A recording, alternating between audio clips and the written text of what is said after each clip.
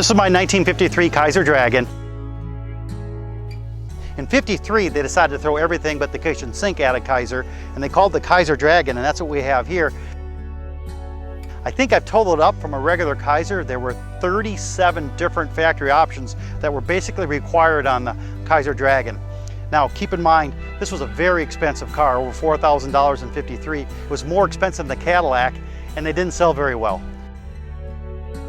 So my father-in-law, who was a Kaiser dealer and who's still with us, and he's here at the show, he sold Kaiser, and he said they put them at the dealerships in order to attract people in, and then try to sell people regular Kaisers because these were too expensive. So it was, why it was meant to be sold, it was really meant more as a halo car to bring people in.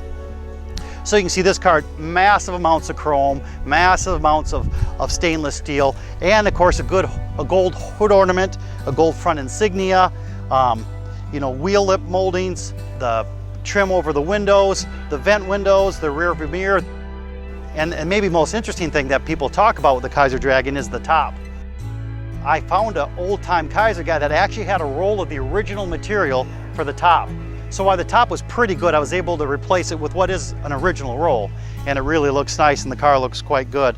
Another thing that people find interesting on this car is that the interior was designed, instead of some guy, which most car dealers had guys design the interior, they hired a fashion designer called Maria Nichols. They wanted something nicer, so if you look at the interior, you'll see it's also the Bambu vinyl, but it has what's called a fish hook interior and a very good look to it that was different than most of the, you know, straight leather materials that guys were producing. This is a non-restored interior. I unwrapped it. It was still factory wrapped when I got it. You see the padded dash, the Pearl light steering wheel, the AM/FM radio, wipers, you know, one after another, option after option, carpeted, loop pile carpet in the trunk. You get an idea here too. So I got this car, and it was a very nice car. Under the hood is actually original.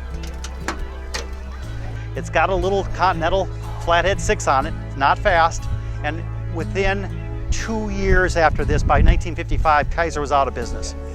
And kind of what came of that is that the other car companies, the big three, were making nice big V8s at that time, and they should have had a V8 in this, but they had this Continental 6, a nice engine, but it couldn't compete with the V8s and the speed and the torque that those had. And so Kaiser ended up folding operation in America really in 1955, in which there were only a handful of cars in '55 there. Power steering was a pretty fancy option in '53.